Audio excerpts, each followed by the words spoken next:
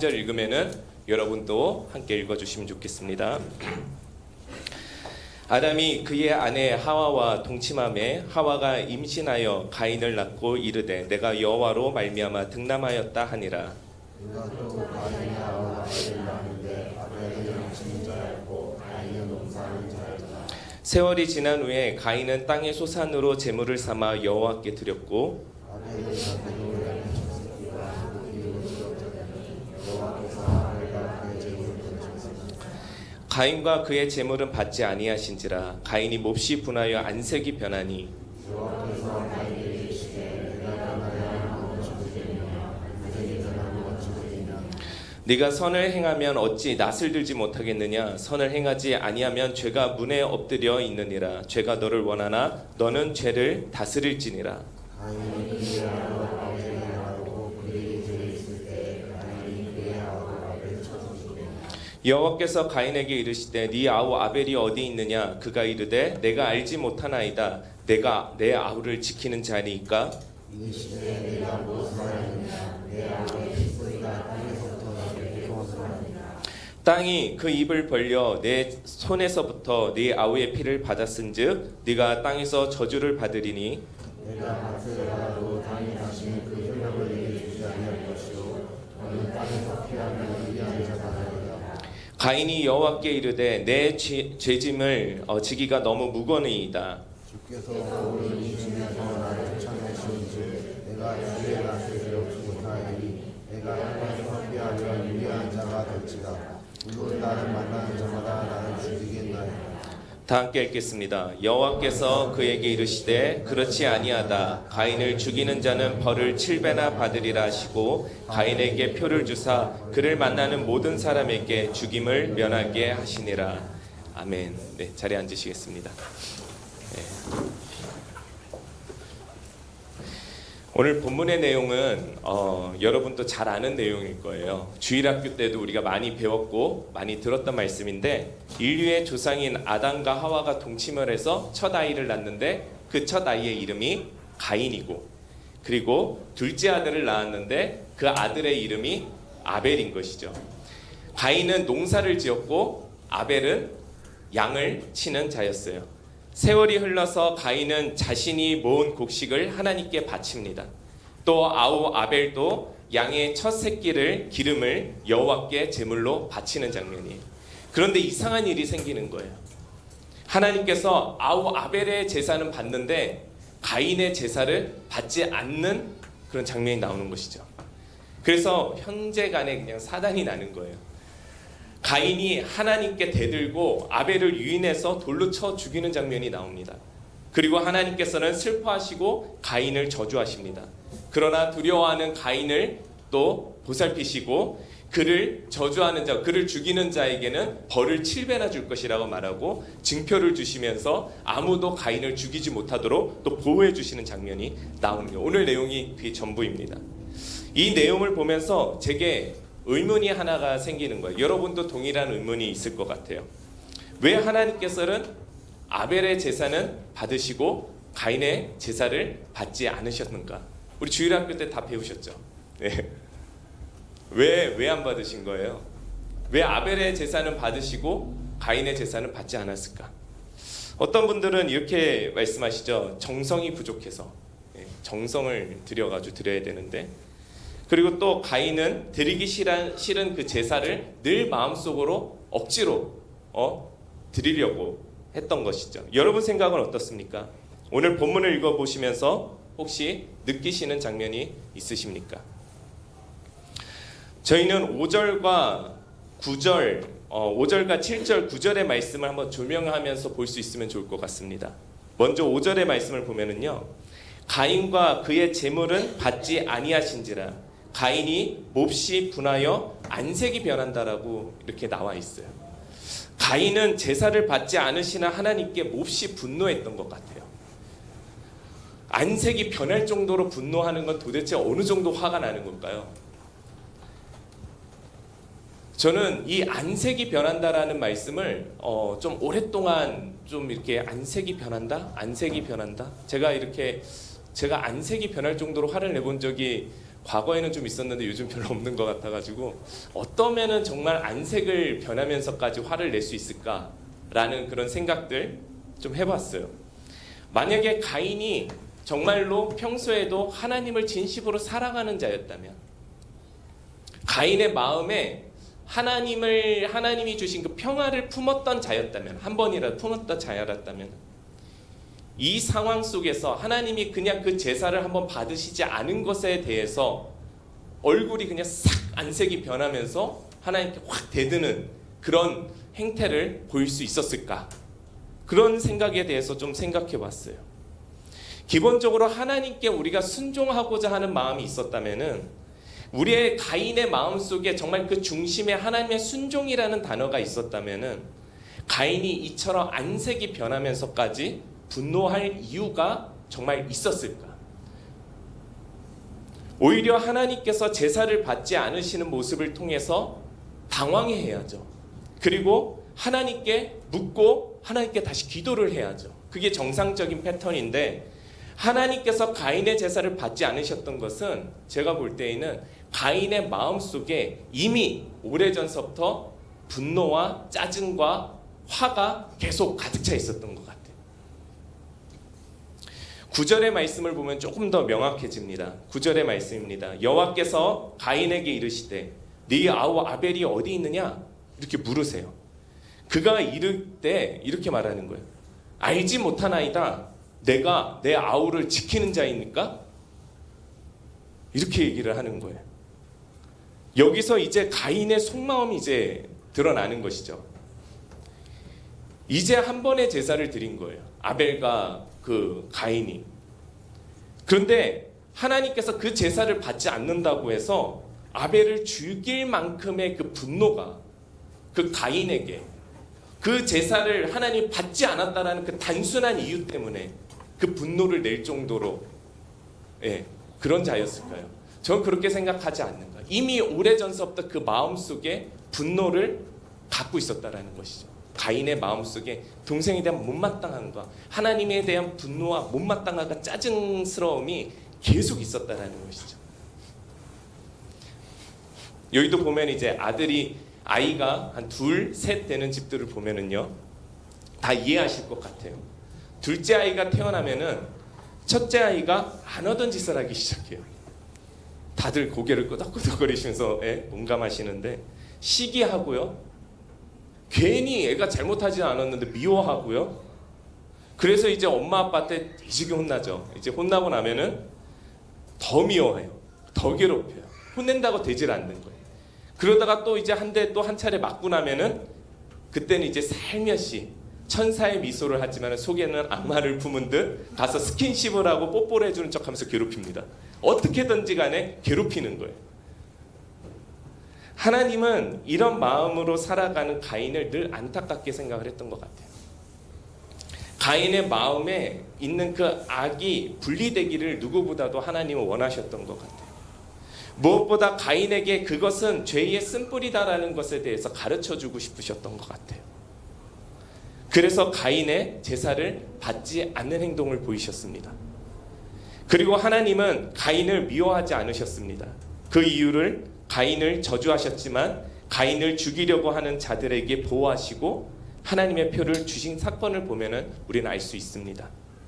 사랑하는 우리 심플교회 성도 여러분, 저는 오늘 본문을 보면서 제 자신을 좀 많이 돌아보게 됐던 것 같아요. 하나님께서는 하나님이 창조하시고 세상의 그 무엇보다도 정말 보기 좋았다라고 이야기했던 이 세상의 모든 사람들이 정말 이 하나님 안으로 돌아오기를 누구보다도 바라고 기대하고 계실 것 같습니다. 특히 우리 주님은 나그네와 고아와 그리고 과부를 특별히 더 아끼시고 죄인들을 아끼시고 그들과 함께 하시기를 늘 원하셨던 것이죠. 야고보는 이들을 잘 섬기는 것이 거룩이다라고까지 성경에서는 표현을 했었어요. 진짜 거룩한 삶은 과부와 나그네와 그 고아들을 잘 섬기는 것이다. 지난주 우리 심플교회는 이제 성회원 보육원을 우리 다녀왔습니다.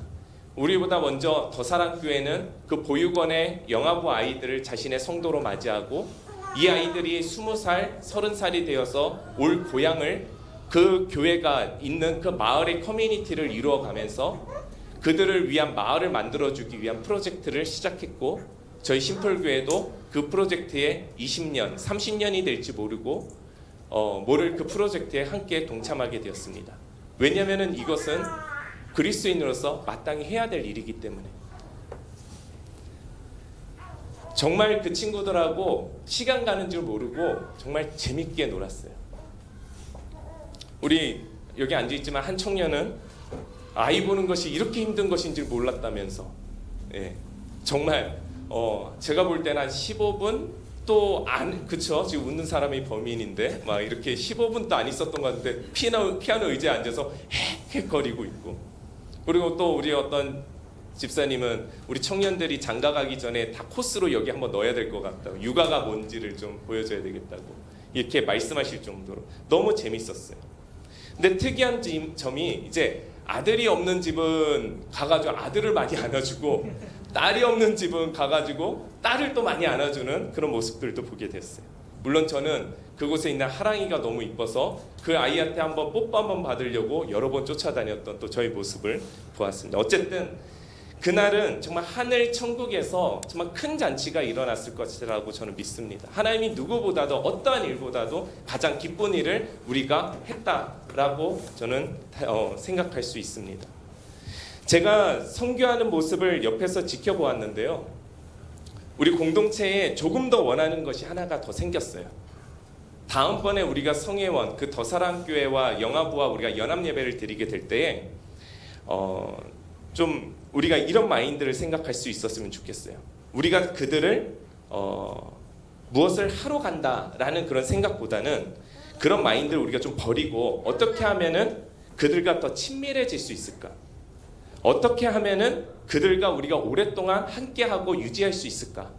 우리가 무엇을 해야 된다라고 생각하면 굉장히 일시적이고 몇 번 갔다 오면은 매너리즘에 빠지고 무엇을 할 수가 없는 그런 상태에 빠지거든요. 하지만은 내 가족이, 내 엄마와 내가 오랫동안 엄마와 자식이 나누는 대화는요, 밥 먹었니, 차 조심하라, 그 외에는요 거의 반복되는 말들이에요. 그래도 우리는 매너리즘에 빠지지 않아요. 그 이유는 뭐냐? 같이 살기 때문에 그런 거예요. 근데 내가 엄마한테 무엇을 맨날 해드려야 되고 엄마가 자식한테 무엇을 맨날 해줘야 된다고 그러면은 이건 일이 되기 시작하는 것이죠. 짜증이 나기 시작하고 화가 나기 시작하는 것이죠. 교회는요 항상 와시라는 생각을 좀 우리가 버릴 필요가 있고, 어떻게 정말 그들과 어떻게 하면은 좀 더 같이 살 수 있을까라는 생각을 할 때에 저는 진짜 교회의 안에 있는 그리스도의 생명력이 나타나게 될 것이라고 믿습니다. 그래서 사실 교회는 운영한다라는 단어가 어울리지 않는 집단이에요.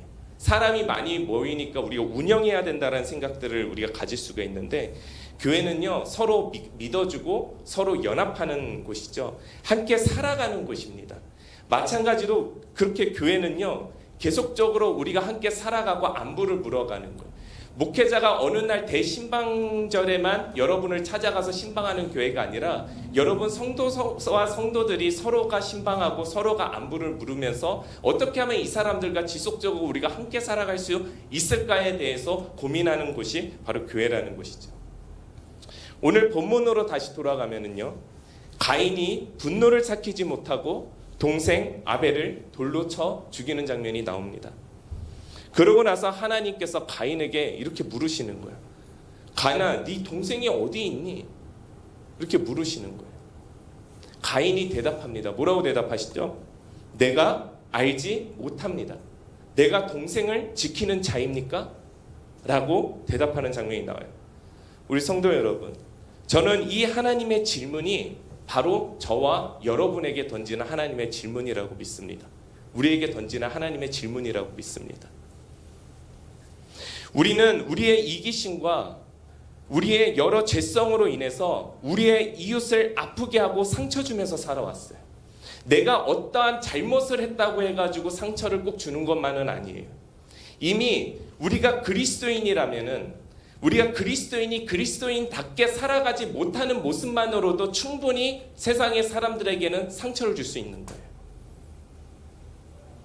그들을 아프게 할 수 있는 거예요. 세상 모든 사람들은 약자와 함께 할 때 교회는 무엇을 했느냐고 물어봐요. 우리는 그 부끄러움을 잃은 지 너무 오래된 것 같아요. 적어도 세월호 사건이 일어났을 때만큼은 우리가 세상은 정치로 나누어진다고 하더라도 우리는 정치적 관점으로 봐서는 안 되는 거예요. 그 자식을 잃은 부모의 마음을 우리는 헤아렸어야 되는 거예요. 여러분이 여기 앉아 계신 분들은 진보적인 생각을 하시는 분도 계시고 보수적인 생각을 하시는 분들도 계실 거예요. 그런 정치적 인연관계의 문제가 아니라 이거는 한 영혼에 대한 문제에 대해서 우리가 고민했어야 되는 문제였다는 것이죠. 이것에서 놓치게 됐을 때 세상 사람들은 또다시 교회에 상처를 받게 되었다는 사실입니다.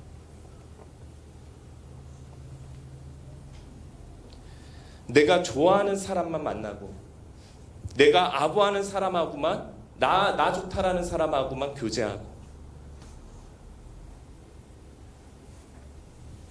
세상의 소리에는 귀담아 듣지 않고 우리끼리만 너무 좋고 오직 나와 내 가정만의 안녕을 위해서만 살아가고 있지는 않았습니까? 하나님은 지금 우리에게 가인에게 했던 질문을 다시 말씀하십니다.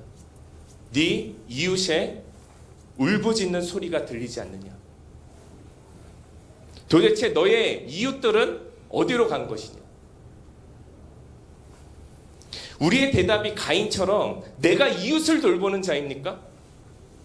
왜 나한테만 하나님 이러십니까? 라는 질문으로 대답으로 우리가 바뀌어야 되겠습니까? 아닙니다. 우리의 대답은 이래야 될 것입니다. 하나님 맞습니다.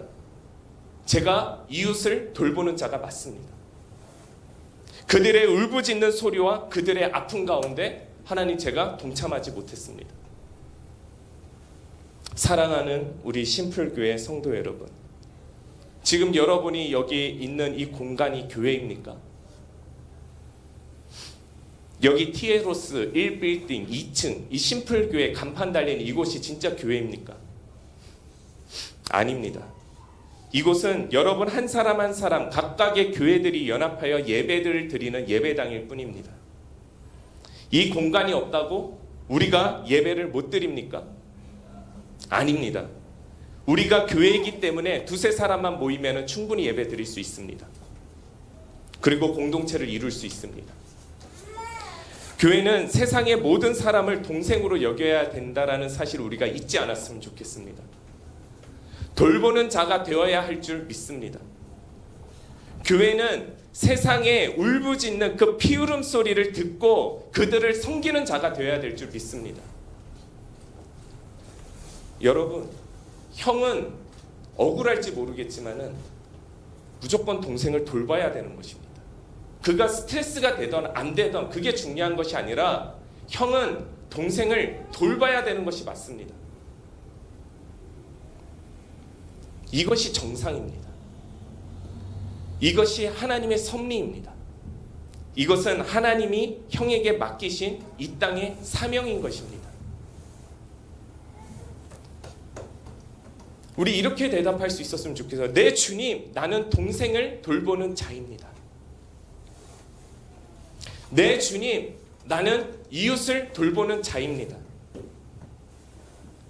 그래서 교회는 이 땅의 피울음 소리에 함께 울어야 되는 것이 바로 교회입니다. 이 땅의 기쁨에 함께 웃는 곳이 바로 교회입니다. 그래서 교회는 세상 공동체처럼 어떤 단체를 운영하고 정치하고 그렇게 하는 곳이 아니에요. 그래서 우리 사역자들이 오랫동안 교회가 벌써 우린교회 10년, 이름 없는 교회 8년 이 시간들이 있지만은 그럼에도 불구하고 직분에 대해서 고민하는 이유도 거기에 있는 거예요. 우리가 약간의 형태에 바뀌면은 우리의 신앙도 어떤 정치적 신념으로 바뀔 수 있는 우리는 그런 연약한 존재이기 때문에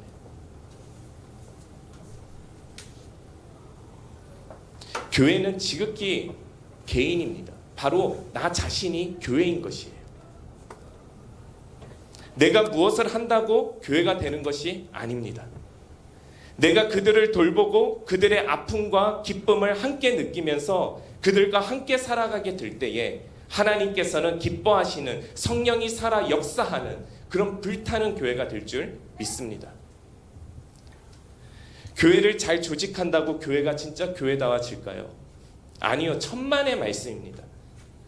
교회가 교회다워지는 것은 오직 예수 그리스도의 사랑이 여러분을 통해서 이 땅에 실현될 때에 교회가 교회다워질 수 있습니다. 우리가 여기 와서 완벽한 찬양의 세팅과 멋진 설교를 여러분들이 듣고 멋진 공간에서 은혜 딱 받고 세상으로 나간다고 여러분이 진짜 교회가 될 수 있을 것 같으세요? 아니요. 그렇게 받은 만큼 이 땅 가운데서 여러분이 교회로서 살아내지 못한다면 이 심플교회는 껍데기밖에 되지 않는 거예요. 이 교회는 우리끼리만 교회인 것이지 하나님 보시기에 절대 교회가 아닌 거예요. 주님은 오직 말씀으로만 이 세상을 만드셨던 분입니다. 그러나 주님은 인간의 몸으로 이 땅에 오셔서 인간들과 함께 사셨습니다. 인간들과 함께 눈높이를 맞춰주신 거예요. 위에서 아래로 넌 불쌍하니까 내가 도와야 될 자 이렇게 생각하지 않으셨다는 거예요. 넌 나보다 좀 잘났으니까 내가 좀 아부 떨어야 될 자 이렇게 생각하지 않았다라는 거예요. 주님은 그냥 우리와 시선을 같이 했다라는 거예요. 우리가 보육원을 갈 때에도 우리가 그들을 불쌍한 마음으로만 가야 되겠습니까? 그들과 어떤 시선을 우리는 맞추면서 그들과 어떤 시선을 맞추게 될 때 우리는 그들과 함께 어떻게 살아가야 될지에 대한 질문이 나올 수 있는 것 아니겠습니까? 우리 주님은 공생의 기간 동안에 나그네와 과부와 고아들뿐만 아니라 죄인들과 식탁을 함께 하면서 먹고 주무시면서 그들과 함께 하셨습니다. 그리고 아픈 자들을 함께 공감하시고 그들을 위로하시고 그들을 치유하시고 고쳐주셨습니다. 그리고 온 인류를 위해서 아낌없이 자신이 어린 양이 되어서 피 한 방울조차도 아낌없이 다 쏟아내셔서 그리스도의 그 사랑, 하나님의 사랑을 완성시키셨다라는 거예요. 우리는 그 완성된 사랑을 가지고 살아가야 될 존재인 것이고요. 우리가 교회가 된다라는 것은 그 그리스도의 완성된 사랑에 순종하는 그런 삶을 살아갈 때에 우리가 진정한 교회가 될 수 있다는 거예요. 삶 가운데 실천하면서 살아가는 것, 그리스도의 사랑을 갖고 실천하면서 살아가는 그 삶을 살아갈 때에 비로소 우리에게 구원이 있는 것이에요. 그리스도인이라는 이름이 이제야 비로소 어울려지는 거예요. 이 모든 것을 우리가 과연 해낼 수 있을까? 여러분 자신에게 한번 질문해 보십시오. 지금 제 이 앞에 설교가 여러분을 굉장히 부담을 줬는데 여러분 이 일들을 여러분 과연 해낼 수 있겠습니까? 해낼 수 있습니다. 나는 할 수 없을지만은 우리 주님은 하실 수 있는 분이세요. 여러분 스스로 한다고 한다면은 절대 할 수 없어요. 그렇지만 여러분과 함께 하시는 주님을 여러분이 믿으신다면은 주님이 여러분과 분명히 그 일들을 해내실 것입니다. 빌립보서 4장 13절의 말씀에 사도 바울이 이렇게 증거합니다. 내게 능력 주시는 자 안에서 내가 모든 것을 할 수 있느니라. 우리는 당연히 연약해요. 연약한 존재예요. 우리는 약합니다. 하지만 약할 때 강함 주시는 그 하나님을 매 순간마다 찬양하는 삶을 살아가시기를 축복합니다. 우리 공동체가 하나님이 기뻐하시는 참 공동체인지 아니면 공동체인 척하면서 억지로 굴러가는 공동체인지 구별하는 방법은 진짜 간단해요. 진짜 공동체라면은요, 이런 고백이 우리 가운데 있어야 돼요. 나는 연약하나 주님이 나와 함께 하시면 우리는 할 수 있습니다. 여호수아와 갈렙의 고백처럼 여호와 하나님께서 나와 함께 하시면 저 마귀들은 그냥 밥일 뿐입니다. 우리 세상에 정말 권세 잡은 그런 것들은 밥입니다. 오직 예수 그리스도 그분이 이 땅의 주인이십니다. 그 예수의 이름으로 나아가면은 우리는 승리할 수 있습니다. 살아낼 수 있습니다. 그리고 우리 공동체가 자신의 연약함을 그런 고백을 우리가 끊임없이 회개로서 하나님 앞에 드리는 공동체인지를 보아야 합니다. 그렇습니다. 우리 공동체는 한 지체를 붙들고 함께 울고 있는지, 여러분 주변에 정말 아파하는 우리 공동체 안에서도, 그리고 세상 공동체 안에서도 정말 아파하는 자들이 참 많습니다. 그들을 붙들고 우리가 기도하고 있는지, 함께 울고 있는지, 함께 웃으며 그리스도의 사랑으로, 그 사랑의 순종함으로 우리가 살아가고 있는지, 그래서 우리 가운데 감사의 열매가 있는지를 우리 공동체는 돌아봐야 될 줄 믿습니다. 우리 마음속에 사탄은 항상 이렇게 속삭입니다. 너는 할 수 없어. 너는 교회에서 준 큐티책도 안 하고 있잖아. 그런 네가 생각해봐. 할 수 있겠어? 넌 하나님 보시기에 미안하지도 않냐? 염치도 없이. 이러면서 끊임없이 내가 신앙생활을 하는데 주저하게 만드는 그런 어떤 질문들이 내 마음속에 계속 있지 않습니까? 여러분, 이런 사탄의 말에 우리가 넘어가야 되겠습니까? 사사기 6장을 보면요, 기드온과 하나님이 대면하는 장면이 나와요. 기드온은 굉장히 연약한 자였어요. 그런데 그 기드온에게 하나님은 찾아가서 이렇게 말씀을 하십니다. 사사기 6장 12절의 말씀이에요. 큰 용사여, 여호와께서 너와 함께 계시도다. 사랑하는 우리 심플교회 성도 여러분, 이 하나님의 말씀에 우리가 다 함께 조명할 수 있었으면 좋겠습니다. 내가 연약한 거는 중요하지 않습니다. 언제까지 내 자신의 연약함만 바라보고서 계속 두려워하겠습니까? 기드온은 연약한 자였습니다. 그런 기드온에게 하나님이 뭐라고 말씀하셨습니까? 큰 용사라고 말씀하셨어요. 하나님이 너와 함께 하신다고 말씀하셨어요.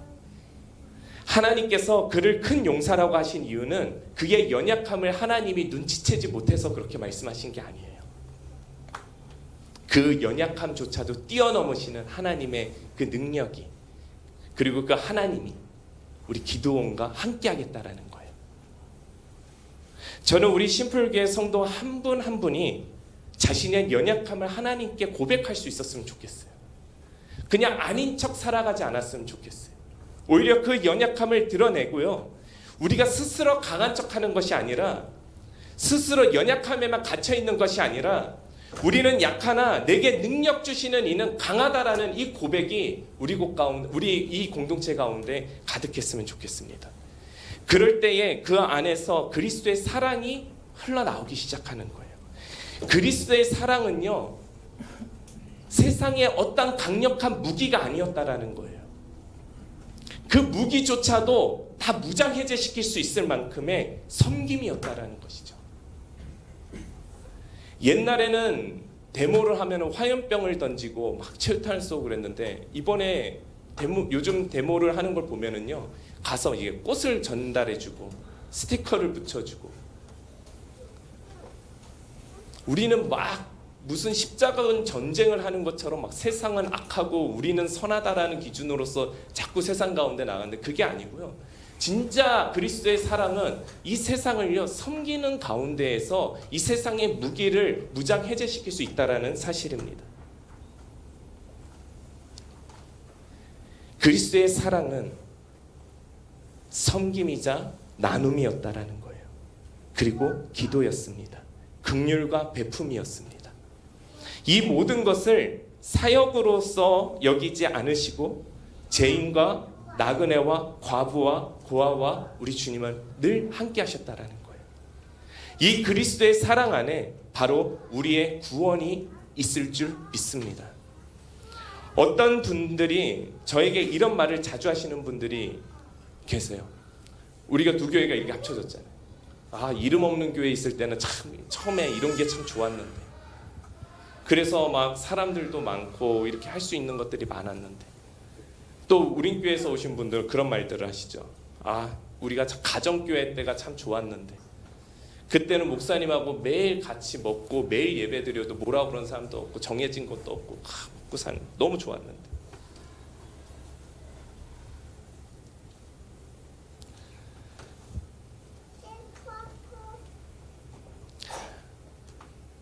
많은 분들이 그런 생각, 과거에 우리가 매여 있는 그런 생각 가운데 아직 많이 살아 있는 것 같아요. 저도 물론 그때가 참 좋았습니다. 그러나 우리의 은혜를 과거서부터 지금까지 계속 우리가 지속하고 보존하고 있는가에 대해서 우리가 한번 고민해 볼 필요가 있는 것 같아요. 여러분이 말하는 그 과거에서 받고 있는 그 은혜에서 지금까지 여러분의 은혜를 지속하고 있습니까? 그렇다면 이것을 우리가 지속하고 보존할 수 있는 방법은 무엇일까요? 우리가 잊지 않기 위해서는 지속적인 배움이라는 것에 대해서 멈춰서는 안 됩니다. 계속 배워야 하는 거예요. 학습해야 되는 거예요. 우리 공동체가 학습 공동체가 되어야 된다는 거예요. 책을 읽고 교회에 대한 관심, 그리고 하나님 나라에 대한 그 관심에 대해서 우리가 지속적으로 공부해야 되는 거예요. 한 번 받았던 우리가 모일 때 좋지만은 이런 우리가 학습이 이루어지지 않고 어떠한 영성이 이루어지지 않는 상태에서 모이기만 하면요, 사람은 그런 모인 곳에서는요 언젠가는 분란이 일어나고 싸움이 일어나는 거예요. 제가 평신도로서 교회 개척을 시작했어요. 교회 개척을 하려고 한 거는 아니었는데 제가 어떨 때는 내가 왜 이 자리에 서 있지라고 생각이 들 정도로 제가 평신도 때 교회 개척이 됐어요. 그냥 공동체가 이루어졌어요. 지금은 제가 뭐 되돌릴 수 있는 건 아니에요. 사랑하는 우리 성도 여러분, 지금은 이제 여러분들이 교회가 되고 여러분이 세상 속 리더가 되어서 여러분이 있는 커뮤니티에서 교회를 세워나갔으면 좋겠어요. 제가 할 수 있었던 것처럼, 저처럼 부족한 자가 할 수 있었던 것처럼 여러분의 삶 속에서 그런 선교적 실천들이 일어났으면 좋겠어요. 가정이 있으면요, 가정 안에 내가 있으면은 가정 안에만 있지 않잖아요. 지역 엄마들의 커뮤니티가 생기잖아요. 꼭 그들하고 예배를 드리지 않더라도 그것을 교회로 선포하고 살아갈 수 있었으면 좋겠어요. 저희 심플교회는 여러분 아까 말씀드린 것처럼 심장이 되어 드릴 테니까 여러분이 교회가 되어서 그렇게 살아갈 수 있었으면 좋겠어요. 직장 안에서도 여러분 안에 있는 그 커뮤니티, 믿지 않는 자들이 세상 가운데 있잖아요. 교회에서 무엇을 봉사한다고 그걸 봉사라고 말하면 안 되죠. 가족끼리 하는 것을 우리가 봉사라고 말하지 않잖아요. 섬김이라고 말하지 않잖아요. 진짜 봉사와 섬김은 어디에 있습니까? 여러분이 속해 있는 그 세상 가운데 있는 거예요. 그들과 함께 밥 먹으면서 밤새도록 하나님 이야기를 나누십시오. 심플교회가 심장이라면 여러분이 혈관이 되어서 그 은혜의 그 공급원들을 잘 전달할 수 있었으면 좋겠습니다. 어떤 분들이 저에게 그런 이야기를 자주 하세요. 목사님의 말씀을 들으면 참 좋고 그렇게 살아가야겠다는 생각이 들면서도 목사님 말씀은 참 이상적이에요 라고 얘기해요. 참 이상적이기는 한데 참 저는 이 말을 대신하고 싶습니다. 히브리서 11장 1절의 말씀이에요. 믿음은 바라는 것들의 실상이요 보이지 않는 것들의 증거라. 믿음은 바라는 것들의 실상이라고 이야기를 합니다. 사랑하는 우리 성도 여러분, 우리는 무엇을 바라면서 살아가야 될 존재들입니까? 우리는 궁극적으로 하나님 나라를 바라보며 살아가야 되는 거예요. 하나님의 나라는 세상 사람들은 이상이라고 이야기할지 모르지만은 여러분 믿음의 눈으로 보십시오. 그것은 우리 교회를 통해서 이루어야 될 실제가 아니겠습니까? 하나님 나라는 이상이 아닙니다. 하나님 나라는 지금 이곳에도 역사되고 있는 실제라는 거예요. 우리는 이 보이지 않는 영적 세계를 통해서 예배를 통해서 믿고 보고 지금 경험하고 있는 거예요. 이 주일 예배를 통해서. 여러분은 오늘 드려지는 이 예배를 통해서 어떤 그리스도인에서 어떤 회복을 누리고 계십니까? 우리의 회복은 우리가 그동안 잊고 살아왔던 것들에 대해서 정리하고 우리가 잊고 살아왔던 것들, 아 이상이 아니고 실제였구나라는 것을 깨닫게 되는 그 순간에 우리가 하나님 앞에 신앙 고백을 드리는 그 순간에 우리 가운데 그리스도인의 회복이 일어날 줄 믿습니다. 저는 개척이 삽으로 땅을 펀다고 개척이 된다고 믿지 않습니다. 여러분들 회사에 가서 목사님들이 잘못 설명해 준 게 개척은 항상 삽으로 땅을 파야 되는 그 힘듦이 있어. 여러분들도 다 개척할 수 있는 거예요. 여러분이 있는 커뮤니티로서 여러분이 교회라면은 그 사실을 믿으십시오. 여러분과 함께하는 그리스도가 머리 되신 그 하나님께서, 예수 그리스도께서 여러분 함께 하신다면은 여러분이 계신 그 커뮤니티에서 교회가 되십시오. 공동체를 이루십시오. 저희 심플교회가 그렇게 교회를 이루어 가시는 분들에게 정말 더 빠른 심장을 뛰게 함으로써 여러분들 훈련시키고, 그리고 여러분과 함께 학습하고 그걸 보존하기 위해서 함께 기도하는 그런 공동체가 되어 드리겠습니다. 진짜 교회는 그렇게 개척을 하는 게 아니죠. 어떻게 개척하죠? 교회가 된다는 것은, 그 길을 개척한다는 것은 사람들과 만나는 거예요. 그리고 그 사람들과 관계를 맺고 그 사람들과 공동체를 이루는데, 그 공동체들과 함께 살아가는 거예요. 밥 먹고 수다 떨고 함께 그들과 정말 힘들 때 위로되어주고 손잡아주고, 어느 기회를 봐서 너 예수 믿니? 아니, 정말 힘들어하는 진짜 손잡고, 그러면 내가 믿는 예수 그리스도의 이름으로 널 위해 기도할게. 그때 전도가 이루어지. 교회 안에서 무언가를 잘하려고 하기보다는 우리가 세상 속에서 어떻게 살아가는지에 대한 그 고민을 우리가 해야 될 필요가 있다라는 것입니다. 이렇게 학습과 실천이 우리 가운데 계속 이루어져 갈 때, 교회 안에서는 함께 학습하고 우리가 세상으로 나아갔을 때는 지속적인 실천을 이루어 갈 때에 우리의 과거는 현재가 되는 거예요. 그리고 이 현재는 미래가 되는데 이상이 되는 게 아니라 실제가 또 되는 거예요. 이상적이라고 느낄 만큼 먼 미래들이 실제가 되어서 여러분의 삶 가운데서 막 이루어지고 있는 것. 이것을 세상 사람들은 뭐라고 말하는가? 크게 두 가지로 얘기해요. 기적이라고 얘기하고, 네 안에 있는 그리스도는 정말 살아계시는구나 라고 이야기하는 거예요. 그 세상 사람들이 그 이상이라고 말하는 그 실제를 보게 될 때. 그래서 2018년 심플교회의 표어가 지성과 영성을 겸비하여 선교하는 공동체라고 정했습니다. 과거를 잊자라는 것이 아닙니다. 과거 우리가 살아가는 귀한 원동력입니다. 여러분의 과거가 어떠하셨든지 과거에 매이는 것이 아니라 과거와 현재와 미래가 실제가 되어서 하나님 나라를 지금 이 순간에 이루는 것이 우리에게는 훨씬 더 중요한 숙제라는 사실을 믿으시기 바랍니다. 사랑하는 우리 심플교회 성도 여러분, 여러분도 여러분의 연약함을 잘 아실 것입니다. 그 연약함에 주저앉지만 않으셨으면 좋겠습니다. 여러분이 주저앉아버리면 저희가 해드릴 일이 별로 없습니다. 그러니 일어나 함께 가자라는 주님의 음성을 들으시고, 연약했던 기드온에게 찾아오셔서 큰 용사여 내가 너와 함께 하겠다 라고 말씀하셨던 그 하나님의 손길을 여러분도 삶 가운데서 다 경험하시기를 주님의 이름으로 축복합니다. 내가 알듯 우리 하나님도 나를 잘 아십니다. 그 하나님의 음성에 우리가 다 함께 순종할 수 있는 저와 여러분이 다 되기를 주님의 이름으로 축복합니다.